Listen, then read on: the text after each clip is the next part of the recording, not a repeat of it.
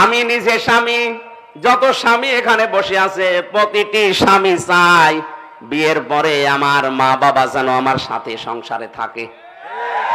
কিন্তু আমি যতদূর জানি বাংলাদেশের 100টার প্রায় 98টা মহিলা এটা চায় না। নাকি বেশি বলে ফেললাম? ওই যে জ্বালানা দিয়ে শুনতেছে, জ্বালানা বন্ধ করেন।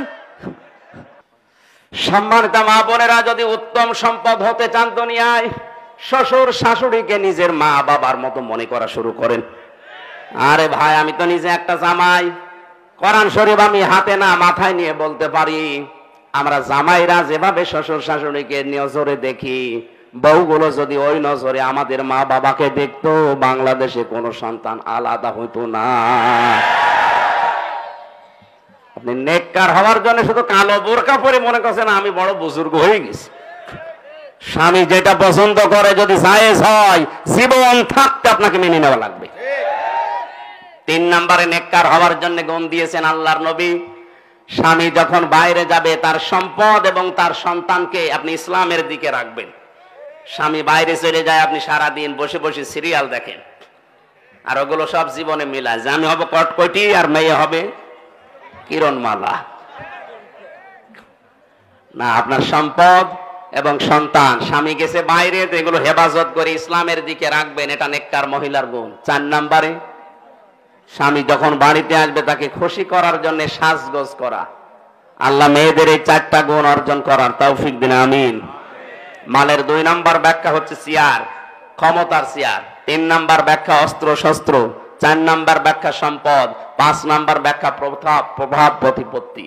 এগুলো যারা জমা করে রাখে আর মনে করে এগুলো কোনোদিন হাতছাড়া হবে না, ইহসাবু আন্না মালাহু আখলাদা, আল্লাহ বলেন কাল্লা, কখনো না। লাউম বাজান্না ফিল হুতামা, তোকে হুতামা দিয়ে প্রবেশ করাবো। কোন জায়গায়? ওমা আদরাকা মাল হুতামা, নবী আপনি জানেন এটা কি?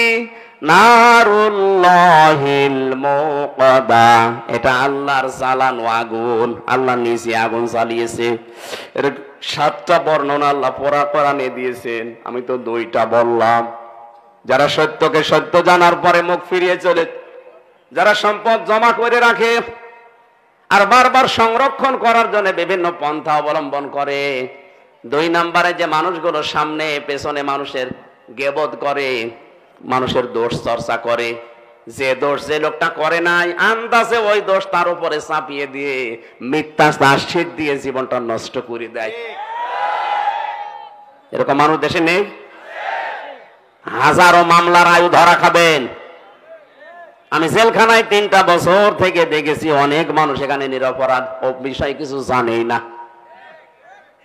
হয়তো এর সাথে আমার জমি জায়গা নিয়ে গন্ডগোল আছে, পারছি না, শেষে আমার 3 বছরের ছোট্ট একটা মেয়ে দিয়ে ওর নামে ধর্ষণ মামলা চালিয়ে 10 বছর জেলে রেখে দিলাম।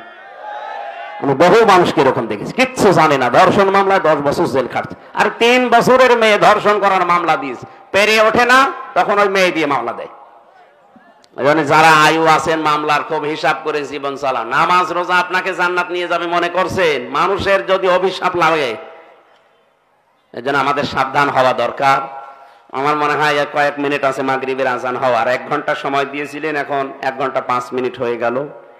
আমি জেলখানায় বসে পারিবারিক জীবনের যে সমস্ত সমস্যা এবং এর সমাধান করার জন্য কি কি লাগবে, জেলখানায় 2টা বই লিখেছিলাম, পারিবারিক সমস্যা এবং তার সমাধান। পরকীয়া প্রেম চলছে, এটা মেটানোর জন্য কি কি দরকার কোরআন হাদিসে ওই যে সাদা গাড়িতে আছে, যাওয়ার সময় নিয়ে স্ত্রীকে, মেয়েকে, বউকে, বোনকে উপহার দেবেন। আর যারা মেয়েরা আছেন ওইগুলো নিয়ে আপনার স্বামীকে দিয়ে পড়াবেন। 2টা বই আছে, 2 রকম নিয়ে যাবেন। আমার পক্ষ থেকে মাননীয় মেয়রকে উপহার দেবেন একটা, ওনার ম্যাডামকে দেওয়ার জন্য। ওনার ম্যাডাম যদিও আর আল্লাহর একজন বান্দা আমাদের আগে জেল থেকে বিদায় নিয়েছে, দুনিয়ার জীবন ছেড়েছে। কারারক্ষী আমার বলছিল, হুজুর এই লোকটার যেদিন ফাঁসি হবে, সন্ধ্যাবেলা আমার ডিউটি শুরু হয়ে গেল। ওনারে বললাম, স্যার মাত্র আর 3 ঘন্টা আছে, আপনি প্রস্তুতি নেন। উনি আমারে বলছে, কারারক্ষী ভাই এখনো 3 ঘন্টা আছে, আমি 2 ঘন্টা ঘুমিয়ে নেই। দেখলাম ঠিক ঘুমিয়ে গেল। 9টার সময় আমরা ডাক দিলাম, ওঠার পরে গোসল করে ওযু করে নামাজ 2 রাকাত পড়ে আমারে বলছে চলেন। সুন্দর জামা কাপড় পরে মনে হচ্ছে লোকটা শ্বশুর বাড়ি যাওয়ার জন্য ব্যস্ত হয়ে গেছে। কারারক্ষী তোরা বালি চোখের পানি ফেলে দিয়ে বলছিল, হুজুর আমার তো আশ্চর্য লাগে, যার 3 ঘন্টা পরে ফাঁসি সে লোকটা বলছে আমি 2 ঘন্টা ঘুমিয়ে নেই। ঠিক দেখলাম ঘুমিয়ে গেল। তো লোকটার ঘুম আসলো কি করে আমার মাথায় ধরে না। জেলখানায় সবচাইতে বেশি সমস্যা ঘুমের। ওখানে যত আরামেই থাকেন না কেন ঘুম আসতে চায় না। এই জন্য সবচাইতে বেশি চলে ঘুমের বড়ি। আমরা ঘুমের বড়ি খেয়ে ঘুম আসাতে পারি না, অথচ যার মাথার উপরে দড়ি ঝুলে আছে মাত্র 3টা ঘন্টা, সে লোকটা বলছে যে আমি 2 ঘন্টা ঘুমাই, তুমি 1 ঘন্টা আগে ডেকে দিও। এটা কি এমনি এমনি বলা যায় মনে করছেন? অত সহজ বিষয় না। শুনে যত আনন্দ লাগছে এটা অত সহজ না। খালি ধৈর্যের নাম শুনেছি জীবনে, ধৈর্য যে কি কেমন করে ধৈর্য ধরা লাগে প্র্যাকটিক্যাল লাইফ আমি নিজে ধরে দেখিয়ে এসেছি। এত কঠিন জিনিস কোরআনের সবচাইতে বেশি ব্যবহার করা শব্দের ভেতরে সবর, ধৈর্য অন্যতম। এটা আল্লাহ এমনি বলে নাই, ওরকম জায়গায় পড়েননি, এজন্য আপনি টের পাচ্ছেন না।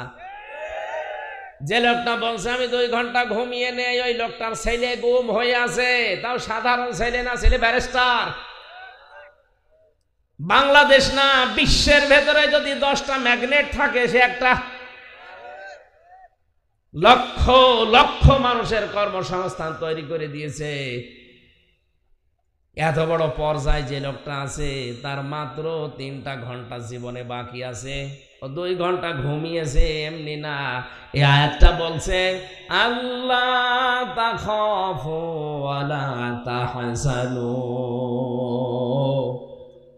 সত্যি যদি কোনো মানুষ ইমানের উপরে আল্লাহকে রব বলে টিকে থাকতে পারে, ফেরেশতা নাজিল হয়ে তাকে বলে ভয় পেও না, চিন্তা করো না। মুফাসসির লিখেছেন কিসের ভয় কিসের চিন্তা।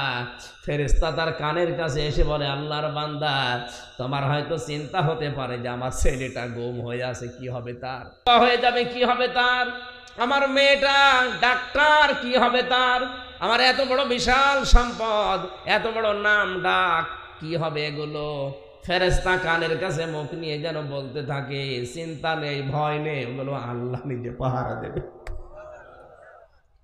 এই কারণে তার ঘুম এসেছে। আপনি ওই পর্দায় পৌঁছান তো দেখি। পরের শব্দ আরো কঠিন, ওয়াবশিরু বিল জান্নাতিল্লাতী কুনতুম তুআদুন।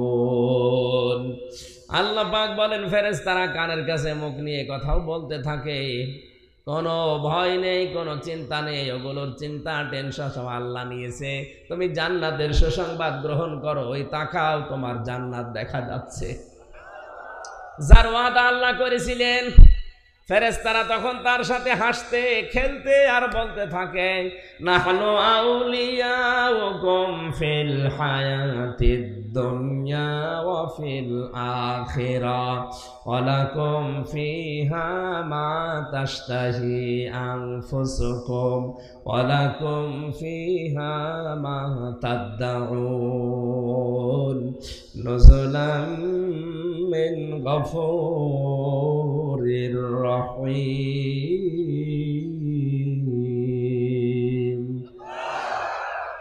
আমরা দুনিয়ায় তোমাদের বন্ধু ছিলাম, নয়তো তোমরা টিকে থাকতে পারতে না। এখনো তোমাদের বন্ধু আছি, জান্নাতে পৌঁছিয়ে দেওয়ার আগ পর্যন্ত তোমাদের পেছন থেকে আমরা যাব না। এমন জান্নাতে পৌঁছিয়ে দেব যেখানে চাওয়ার আগে জিনিস পাওয়া যায়। বাড়ি যেয়ে বলবে সুবহানাল্লাহ। আমার কথা ছিল কি, যেই মানুষগুলো কোরআনের কাছে আসে, এটা যেহেতু ওপেন কিতাব, গোপন না, এই জন্য এর কাছে যারা আসবে বুঝে শুনে, তারা আর গোপন থাকতে চায় না। দুনিয়া একদিকে চলে গেলেও তারা ওপেন হতে চায়। হযরত ওমর যেদিন কোরআনের কাছে এসেছিলেন, ডাক দিয়ে বললেন হে নবী, কোরআন সত্য না মিথ্যা?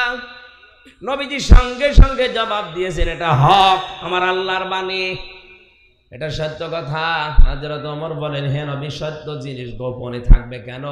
আপনি আমারে অনুমতি দেন, আমি এই সত্য কোরআনের পক্ষে একটা মিছিল করে আসি। তিনি মিছিল নিয়ে কাবার চত্বরের দিকে গেলেন। লিল্লাহে তাকবীর, লিল্লাহে তাকবীর, লিল্লাহে তাকবীর। ঘরের জালানা দরজা খুলে কাফেরেরা দেখে মিছিলের সামনে হযরত ওমর। তাড়াতাড়ি জালানা দরজা বন্ধ করে বলছে, দরকার নেই, ওর সামনে গেলে মাথা থাকবে না। আজও যারা ইসলাম নিয়ে বান্দরামি করছে, আমি নাম নিলাম না, এই ষড়যন্ত্রকারীদের মুখোশ কিন্তু উন্মোচন অলরেডি হয়ে গেছে। আপনারা থামেন, সুযোগ দিচ্ছে যা বাংলার জনগণ সুযোগ দিচ্ছে, থামেন। এভাবে যদি করতে থাকেন 64 জেলা থেকে এক একজন ওমর যদি আবু জেহেল যখন বিশ্বনবীর মাথা ফাটিয়ে রক্ত বের করে দিয়েছিল, কাবার ওই চত্বরে নবীজি যখন পড়েছিলেন, হযরতে আমির হামজা রাদিয়াল্লাহু তাআলা আনহু আবু জেহেলকে ওইভাবে আঘাত করার পরে নবীজির মাথাটা এই উরুর উপরে তুলে নিয়ে বললেন, ভাতিজা, তোমাকে যেভাবে আঘাত করেছিল আমি ঠিক ওইভাবে আবু জেহেলকে আঘাত করেছি, তুমি খুশি? নবীজি বললেন, চাচা, আমি খুশি হতে পারলাম না। আমির হামজা ওই সময় বলেছে, চাচা, ভাতিজা, তুমি আজকে কি করলে খুশি হবে বলো, তুমি যা করলে খুশি হবে আমি তাই করব। নবীজি সুযোগ পেয়ে বললেন, চাচা, আপনি সত্যিই কি আমাকে খুশি করতে চান? বলে, হ্যাঁ, বলো কি করা লাগবে? আমি আঘাতের বিনিময়ে আঘাত দেওয়ার জন্য দুনিয়ায় আসি নাই, আমি এসেছি আপনি যদি এই মুহূর্তে আমার আদর্শটা গ্রহণ করেন আমি খুশি হয়ে যাব। আমির হামজা ওই সময় বলেছে, ভাতিজা, আজকে তোমারে খুশি করার জন্য আমি আজ সত্যি দুনিয়ার সব কিছু ছেড়ে দিয়ে তোমারে মেনে নিলাম। এই জন্যই তো তার নাম রাদিয়াল্লাহু আনহু। আবু লাহাবের নামে রাদিয়াল্লাহু আনহু আছে? ওর নাম আছে লানাতুল্লাহ। আরেকজন ছিল হযরত আব্বাস রাদিয়াল্লাহু তাআলা, যে বদরের ময়দানে বন্দী হওয়ার পর বাধা ছিল যুদ্ধবন্দী যারা ছিল তাদের সাথে, এত টাইট করে বেঁধেছিল তার শরীরে মনে হচ্ছে রক্ত ফিনকি দিয়ে বের হবে, এত টাইট করে খেজুরের পাকানো দড়ি দিয়ে বাঁধা ছিল, টাইট করে বাঁধা ছিল পিলারের সাথে। গভীর রজনীতে বন্দীদেরকে নবীজি দেখতে গেলেন, যে দেখেন আমার চাচাও বাঁধা। নেতা কারে বলে, এখান থেকে আজকের বিশ্বের নেতাদের শিক্ষা নেওয়া দরকার। নবীজি অলরেডি দায়িত্বে আছেন, নিজের আপন চাচা যুদ্ধবন্দী রাতের বেলা দেখতে গেলেন। এক পাশে হযরত ওমর আর এক পাশে আব্দুল্লাহ ইবনে উবাই। নবীজি ঘুরতে ঘুরতে দেখলেন নিজের চাচা তাকিয়ে আছে, ফ্যাল ফ্যাল করে তাকায়। উনি মনে করছে আমার ভাতিজা মনে হয় আমার অন্তত ছেড়ে দেবে অথবা বাঁধনটা একটু ঢিল করে দেবে। নবীজি তাকিয়ে বললেন, চাচা, আপনার দিকে শুধু আমার তাকানো পর্যন্ত শেষ, আমি বাঁধনটা ঢিল করতে পারলাম না, ছেড়ে দেওয়া তো প্রশ্নই আসে না। কেন? কারণ আপনার বাঁধন ঢিল করতে হলে এখনো যে বাকি 13 জন বাঁধা আছে, এই 13 জনের বাঁধন ঢিল করা লাগবে। আমি নবী দুনিয়ায় আত্মীয়করণ করার জন্য আসি নাই, দলীয়করণ করার জন্য আসি নাই।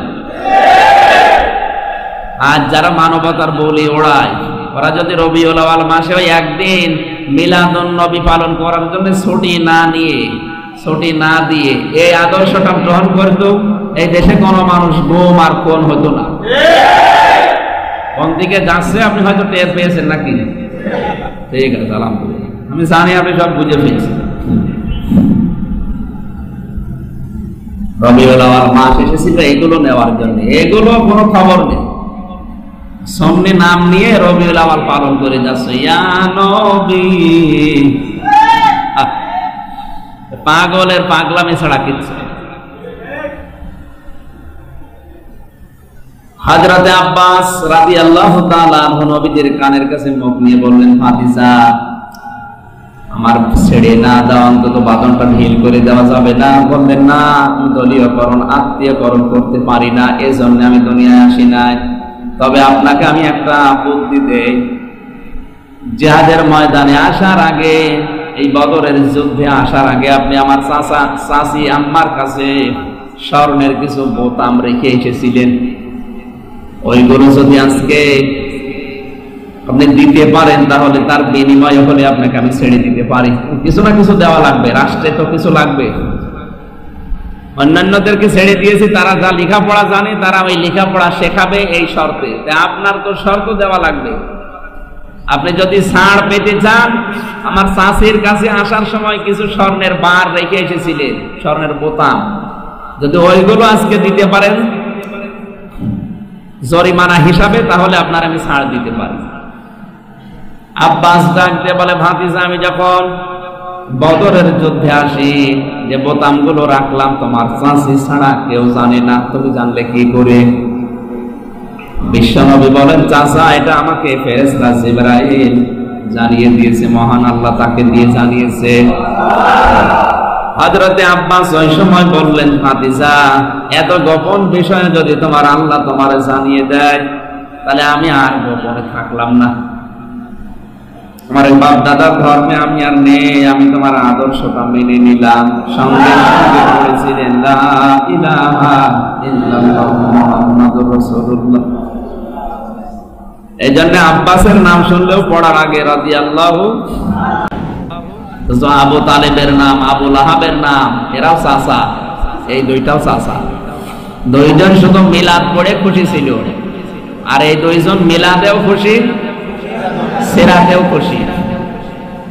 সম্মানিত ভাইরা, এই জন্য আমাদের শুধু মিলাদে না, সিরাতেও আমরা এই রবিউল আওয়ালে খুশি হতে চাই। এই 1-2 মিনিট, 3 মিনিট, 5 মিনিটের জন্য না, 63 বছরে। আশা করি আমার কথা বোঝা গেছে। আল্লাহ আমাদেরকে রবিউল আওয়াল এইভাবে গ্রহণ করার তৌফিক যেন দান করেন। সূরা ইউনূস থেকে পড়েছিলাম 25 নম্বর আয়াত। আল্লাহ তাআলা ডাক দিচ্ছেন, আল্লাহু ইয়াদউ ইলা দারিস সালাম। আল্লাহ তাআলা বলেন, আমি তোমাদেরকে ডাক দেই, ইলা মানে দিকে, দার মানে ঘর, সালাম মানে শান্তি, শান্তির নীড় বা শান্তির ঘরের দিকে আমি আল্লাহ তোমাদেরকে ডাকি। কথাটার ওজন টের পাচ্ছেন? ডাকতেছে কে? কিসের দিকে? সালামের দিকে, শান্তির দিকে। কিসের শান্তি? ঘরের শান্তি। ঘর এমন একটা বিষয় পৃথিবীতে, বাইরে থেকে যত হাঁপাহাঁপি করে, যত আতঙ্কগ্রস্ত অবস্থায় মানুষ তার ঘরে প্রবেশ করে, তখন দেখবেন একটা নিরাপত্তা মনে হয়। আর ওই ঘরের ভেতরে যদি আল্লাহ এবং রসুলের আদর্শ থাকে, তাহলে মনে করবেন আমি একটা জান্নাতে প্রবেশ করব। কথার অর্থ বোঝা যাচ্ছে? আল্লাহ ডাকতেছে কোন দিকে?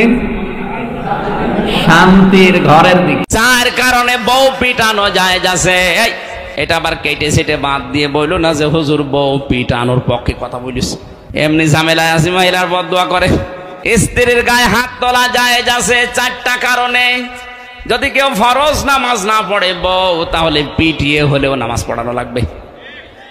ফরজ নামাজ বউ পড়ে না, এই জন্য পিটিয়েছেন। কয়দিন? হাত তোলেন তো। তারপর একটা ইমানদার আছে, ওইটা কে গো? একটু দাঁড়ান তো দেখি, আপনার বউ আছে এখানে? ঠিক আছে। না না, আসলেও তো বোঝে নাই। আমি কয় কারণে স্ত্রীর গায়ে হাত তোলা জায়েজ বললাম? বলেন বলেন। 1 নম্বরে, ফরজ নামাজ পড়তে যদি না চাই মারবেন। ফরজ রোজা যদি রাখতে না চাই মারবেন। ফরজ পর্দা যেটা আছে এইটা যদি করতে না চায় মারবেন। এই যে 4 কারণের কথা বলছিলাম, এই 4 কারণের ভেতরে যদি আপনি পান, পিটাবেন, মারবেন, কিন্তু 4 জায়গায় মারা জায়েজ নেই। স্ত্রী লোকের মাথায় মারা জায়েজ নেই, মুখে মারা জায়েজ নেই, বুকে মারা জায়েজ নেই, পিঠে মারা জায়েজ নেই। মারা যাবে মাথা থেকে পা পর্যন্ত, লাঠি হবে কোদালের আষাঢ়ি। 1 বিঘত পরিমাণে লাঠি, মেসাকের মতো, তাও নিজের হাত দিয়ে ধরা লাগবে। অনেকে কায়দা করে পিলাস দিয়ে ধরে বড় করে মারে। তার মানে স্ত্রীর গায়ে হাত তোলা ঠিক না, এটা ইতর মানুষের কাজ। সংসার যদি না টিকতে মনে বলে বা না টেকে, আপনি গায়ে হাত তুলবেন না, বাদ দিয়ে দেন। কথা বুঝতেছে? বউ মারে যারা, ওগুলো ইতর। কি মেয়ে লোক অন্তত এবার খুশি যে আমাদের গায়ে আর হাত তোলার। আমার স্ত্রীকে বাঁচাতে হবে জাহান্নাম থেকে, এই কারণে তাকে নামাজে দাঁড় করিয়েছি। এসে আপনি যখন ডাক দিচ্ছিলেন আমার স্ত্রীর প্রথম রাকাত চলছিল, নামাজের অবস্থায় আমি তাকে ডাকবো কি করে? তৃতীয়বার ডাক দিয়েছেন, তৃতীয়বার ডাক দিয়েছেন। স্ত্রী তাড়াতাড়ি নামাজ শেষ করে ওই গর্তের ভেতরে ছোট পোশাক পরেই বসেছে। আমি ওই যে পোশাকটা নিয়ে আপনার সামনে চলে এসেছি। হে নবী, যদি বেয়াদবি হয় আমারে মাফ করে দেন।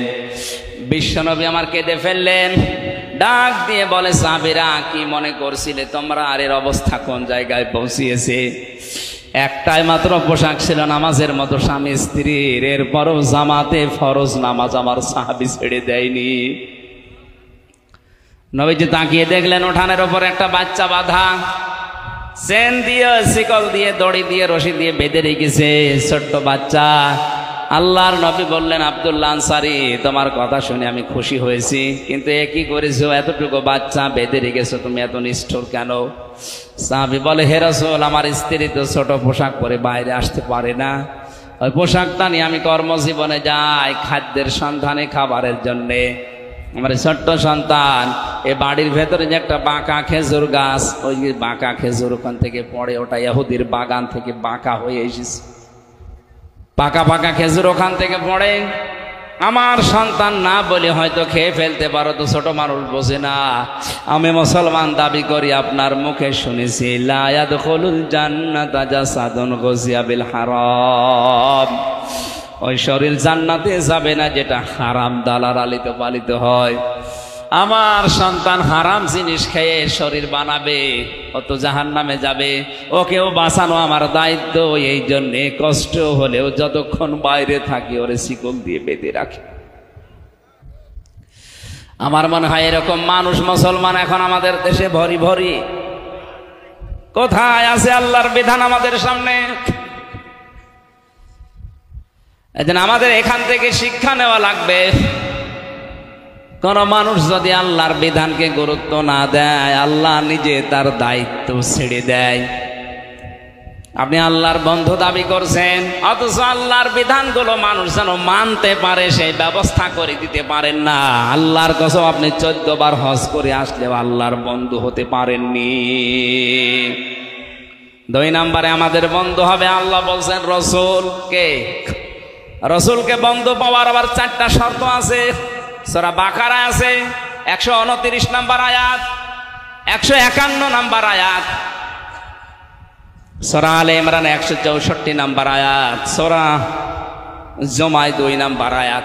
কোরআনে আল্লাহ 4 জায়গায় আয়াতটা দিয়েছেন যে রসুলকে কেউ যদি বন্ধু হিসাবে পেতে চায়, এই 4 দফা কর্মসূচি দুনিয়ায় পালন করা লাগবে। 1 নম্বরে ইয়াতলু আলাইহিম আয়াতিহি, রসুলের 1 নম্বর কাজ ছিল তিনি আয়াত তেলাওয়াত করে মানুষকে শোনাতেন। আয়াত মানে শুধু কোরআনের আয়াত না, আয়াত মানে নিদর্শন, আয়াত মানে বলেন বলেন ইতিহাস, এটা আয়াত। ইতিহাস কার আয়াত? আল্লাহ পাক বলেন আল্লাহ আসরি, ইতিহাসের কসম। আমরা অনেকেই মনে করি আসর মানে শুধু আসরের নামাজের কসম, না, ইতিহাসেরও কসম। কারণ ইতিহাস গোপন সাক্ষী, নীরব সাক্ষী হয়ে আছে। অনেক জালেমের ইতিহাস হয়তো জুলুমের সময় লেখা হয়নি, কিন্তু জালেম বিদায় নেওয়ার পরে জুলুমের ইতিহাস লেখা হয়েছে। মাজলুমের পক্ষে কথা বলার মানুষ ওই সময় হয়তো ছিল না, কিন্তু মাজলুম বিদায় হয়ে যাওয়ার পরে মাজলুমের পক্ষে অনেকেই কলম ধরেছে। হযরতে হুসাইনের দিকে তাকান, তার জীবনী ইতিহাস হয়ে আছে না? এই কথা বলেন না কেন? কিন্তু মাজলুমের এই ইতিহাস কারবালা, এটা কি ওই সময় কোন লেখক লিখতে পেরেছিল? পারে নাই। লিখতে পারা দূরের কথা, হুসাইনের নাম বললেই তারা সবাই করে ফেলতো ইয়াজিদ। অথচ ইতিহাস কিন্তু আছে। আজ ইতিহাস কারবালা আমরা পড়লেই দেখি ইয়াজিদকে ঘৃণিত নন্দিত করে ফেলেছে, আর হুসাইন মাজলুম ছিল, তাকে আমার আল্লাহ বিজিত নন্দিত করে দিয়েছে। ইয়াজিদটা এখন গালি হয়ে গেছে, কেউ ইয়াজিদার নাম রাখে? বলেন বলেন, এখানে একটা মানুষের নাম ইয়াজিদ আছে? নেই। ইয়াজিদটা এখন গালি। কেউ যদি বলে ভাই আপনার ছেলে হয়েছে ইয়াজিদ রাখেন 5,000 টাকা দেবো, বলে ওই ইয়াজিদ নাম, অথচ একটা সুন্দর নাম ইয়াজিদ। ওই দেশের কেন্দ্রীয় মসজিদেরও খতিব ছিল, অথচ নামটা আল্লাহ ঘৃণিত করে দিয়েছে জালেম হওয়ার কারণে। এটা আসে ইতিহাসে, কোথায়? কোরআনে আছে? হ্যাঁ, নেই, ইতিহাসে আছে। কোথায় আছে? এই জন্য ইতিহাস স্মরণ করিয়ে দেওয়ার সিস্টেম এটা, নবীদের সিস্টেম, রাসূলদের সিস্টেম। আজ যারা নবীওয়ালা কাজ করছেন, কই আপনাকে তো আমি ইতিহাসের শিক্ষা নিয়ে দাওয়াত দিতে দেখি না। ইতিহাসের শিক্ষা নিয়ে দাওয়াত দিলেই তো সমস্যা হয়ে যাচ্ছে। আমরা তো ইতিহাসগুলো স্মরণ করিয়ে দেখায় যে জালেম হলে কিন্তু এই অবস্থা হয়। জালেম ছিল আবু জেহেলের বাড়ি এখন ইন্টারন্যাশনাল পায়খানা বানিয়ে দিয়েছে আল্লাহ। আপনার নাম যতই সুন্দর হোক, যদি জুলুম করে যান, হয়তো ইতিহাস এখন কেউ লিখছে না, লিখবে একদিন, সেদিন আপনার বাড়িকে আল্লাহ ইন্টারন্যাশনাল পায়খানা বানিয়ে দিতে পারে।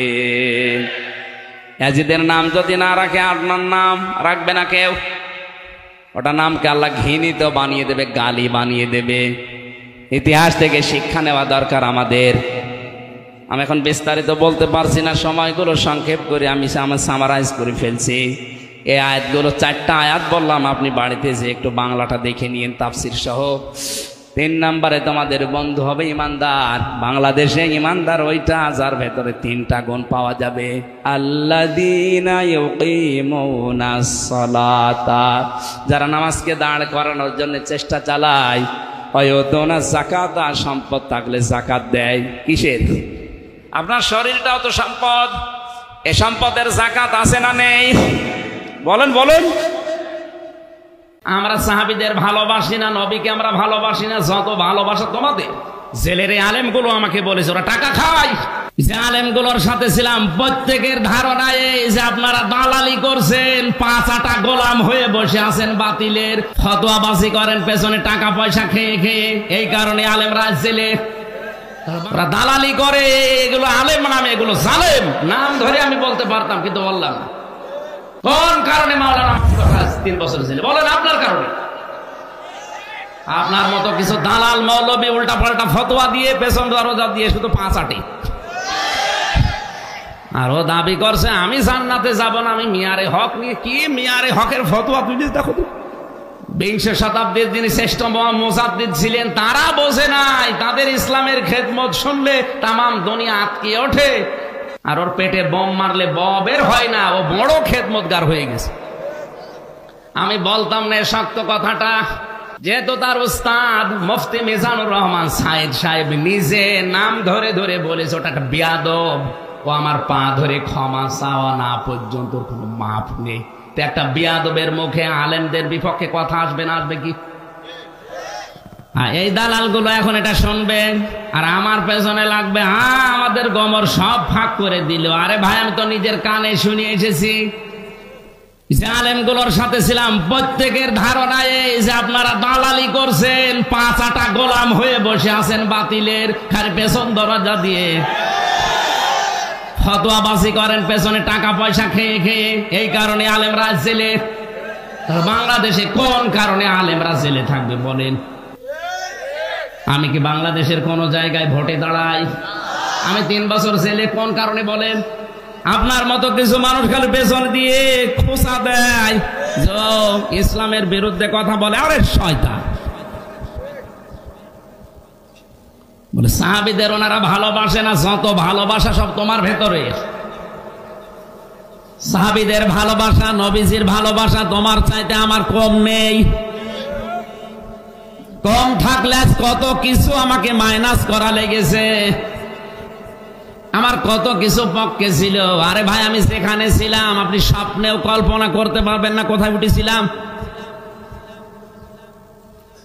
এদেশে কোন আলেম কোটি টাকার উপরে গাড়িতে চড়ে বলেন? আমার দৃষ্টিতে তো আমি পাই না। আল্লাহ আমার ওই জায়গায় তুলেছিলেন, কিন্তু যেই মাধ্যমে উঠেছিলাম এই কোরআনে কারিমের জন্য, নবীর জন্য, নবীর সাহাবীদের মহব্বতের জন্য, আর সেই লাইনটাও কেটে গেছে। কারণ তারাও ভয় পায় না, দরকার নেই, দিনকাল ভালো না হুজুর, আমরা গোপনে আছি।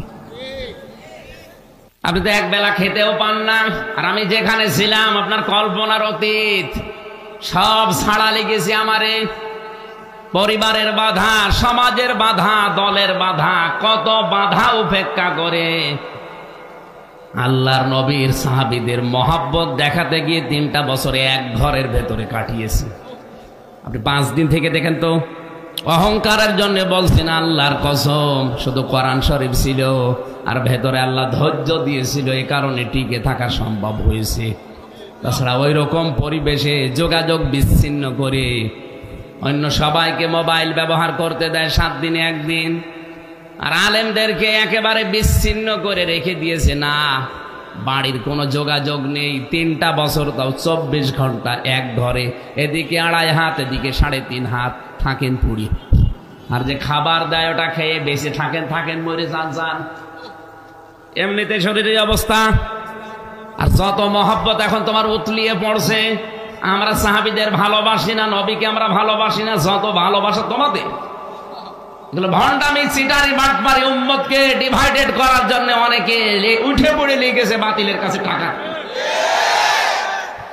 জেলের আলেমগুলো আমাকে বলেছে ওরা টাকা খায়, ওরা দালালি করে, এগুলো আলেম নামে, এগুলো জালেম। নাম ধরে আমি বলতে পারতাম, কিন্তু বললাম না। কোন কারণে মাওলানা মামুনুল হক 3 বছর জেলে? বলেন আপনার কারণে। আপনার মতো কিছু দালাল মৌলবী উল্টা পাল্টা ফতোয়া দিয়ে, পেছন দরজা দিয়ে শুধু 5 আটে। সরকারের অত দায় পড়ে যায়নি যে আলেমদেরকে 3 বছর 5 বছর জেলে রেখে দেওয়া লাগবে, কোনো দায় পড়েনি। আপনার মতো দালাল মৌলবীর কারণে আজ হাজারো আলেম এখনো পর্যন্ত জেল খাটছে। আর ও দাবি করছে আমি জান্নাতে যাব না, আমি মিয়ারে হক নিয়ে। কি মিয়ারে হকের ফতোয়া তুই দেখো।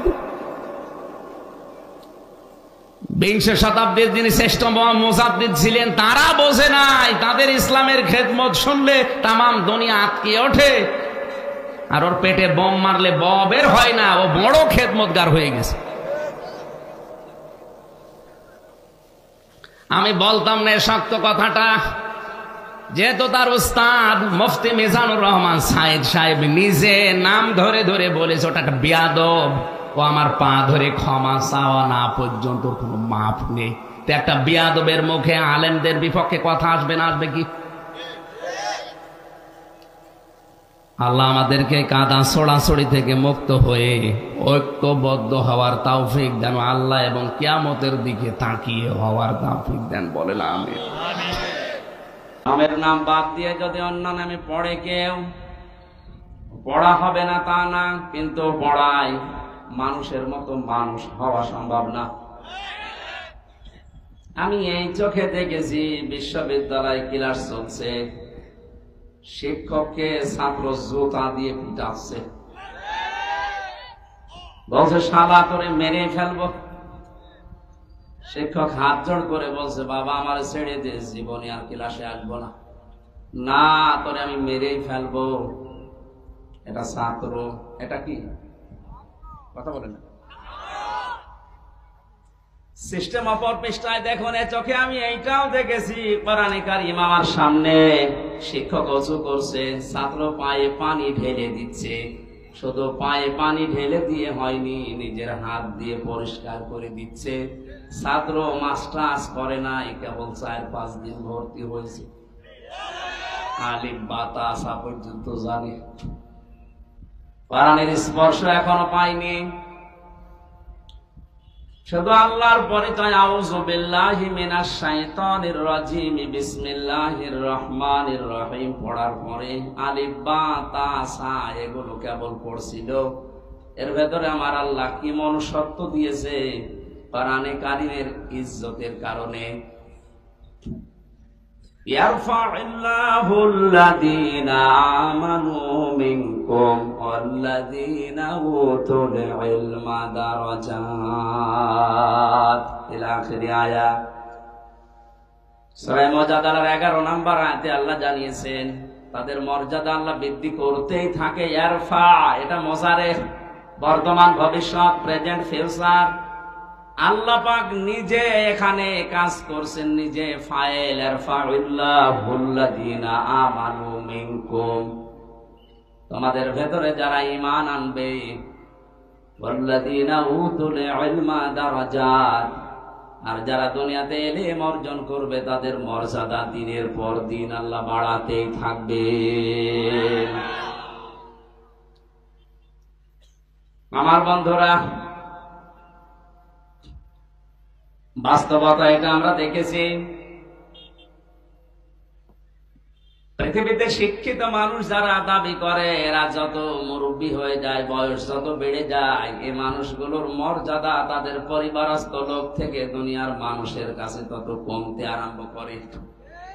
এর বাস্তব প্রমাণ সাবেক অর্থমন্ত্রী মরহুম আবুল মাল আব্দুল মুহিত।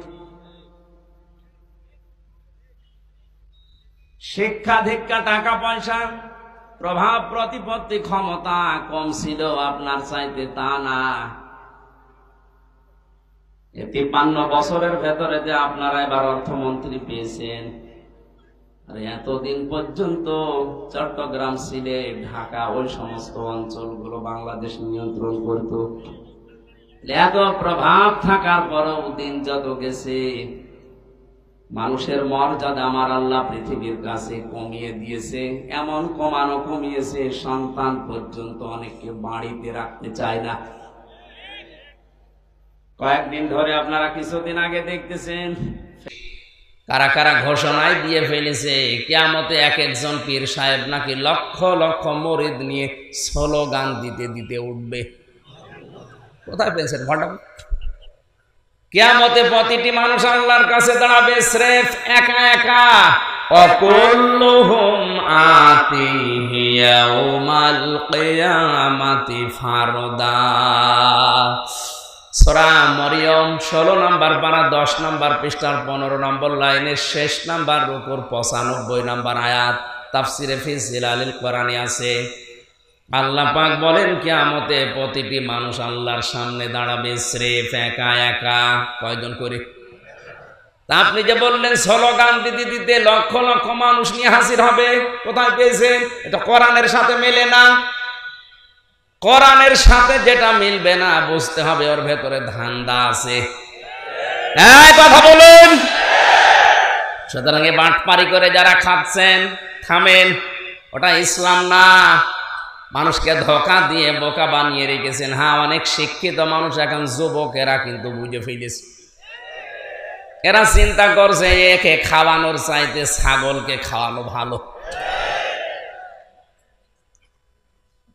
কারণ ওরে খাওয়ালে ওর জহব্বার পেট ছাড়া কিছুই পাওয়া যায় না, আর ছাগলকে খাওয়ালে অন্তত গোশত পাওয়া যাবে। এদেশের অধিকাংশ দরবার, আমি দরবার বিরোধী না, পীর বিরোধী না, কিন্তু যে জিনিস যত ভালো তার নকল বের হয় তত বেশি। পীর তো ভালো জিনিস, পীর মানে শিক্ষক, মুআল্লিম, ওস্তাদ। আপনি যেটা জানেন না তার কাছে জেনে নেবেন। কিন্তু এই নাম নিয়ে আজ যে ভণ্ডামিগুলো চলছে, এগুলো কাটাবে কে? এই জন্য সতর্ক করার জন্য বলছি, এই পৃথিবীতে পীর ওই লোকটা আপনি যেটা জানেন না ইসলামের, তার কাছে শুধু জেনে নেবেন এইটাই। তার কাছে গরু ছাগল নিয়ে যাওয়া লাগবে, গা পাটি পা লাগবে, এগুলো সব ওই ভণ্ডরা বানিয়েছে। মানুষ কোথায় খরচ করবে টাকা পয়সা, এ তালিকা আল্লাহ নিজে বানিয়েছে 1500 বছর আগে। কত বছর? আপনি এখন তালিকা বানাবেন কি করে? ইয়াসআলুনাকা মাযা ইউনফিকুন কুল মা আনফাকতুম মিন খায়রিন ফালিল ওয়ালিদাইনি ওয়াল আকরাবিন ইলা আখিরি আয়াত। সূরা বাকারা 2 নম্বর পারার 12 নম্বর পৃষ্ঠার 13 নম্বর লাইনের 215 নম্বর আয়াত। এটা তাফসিরে ইবনে কাসিরে আছে। আল্লাহ পাক বলেন, নবী আপনাকে যদি জিজ্ঞাসা করে যে টাকা পয়সা এখন উপায় করি, আমি কামাই করা শিখেছি, আমি ইনকাম করি, এখন এই টাকা আমি সর্বপ্রথম খরচ করব কোন জায়গায়? এদেশের কিছু নিয়ম আছে। আগে ফসল ফললে, কোনো গাছে যদি লাউ ধরে, পেয়ারা ধরে, আগে দিয়ে আসে হুজুরের বাড়িতে, মসজিদে, খানকায়। কোথায় পেয়েছেন? সর্বপ্রথম আপনি খরচ করবেন কোন জায়গায়? তালিকা দিচ্ছে আল্লাহ। কে?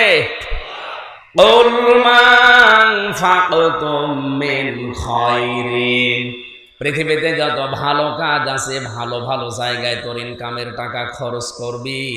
যত ভালো কাজ দুনিয়ায় আল্লাহর দৃষ্টিতে ফালিলে ওয়ালিদাইন, মা বাবার জন্য। দিনাজপুরবাসী তালিকাকে আমি বানালাম। এই বলুন, আপনার জীবনের প্রথম ইনকাম, প্রথম টাকা আগে মায়ের হাতে বাবার হাতে দেওয়া লাগবে। আর আমরা দিয়ে আছি মসজিদে, মাদ্রাসায়, খানকায়, এতিমখানায়। এখানে তো এ নাম আল্লাহ কোরআনে দেয়নি। সর্বপ্রথম যার নাম দিয়েছেন সেটা আমার মা। নবীজি জানিয়েছেন পৃথিবীর ময়দানে কে যদি মার বাবার জন্য টাকা পয়সা খরচ করে, কিয়ামতে ওই টাকার হিসাব দেওয়া লাগবে না। এই যে শীত চলে গেল, মায়ের ঘরে একটা কম্বল কিনে দেওয়ার টাকা ওর হাতে হয় না, আর গরু কিনে নিয়ে যাচ্ছে সে বরিশালে। ওর মুখে মারা দরকার।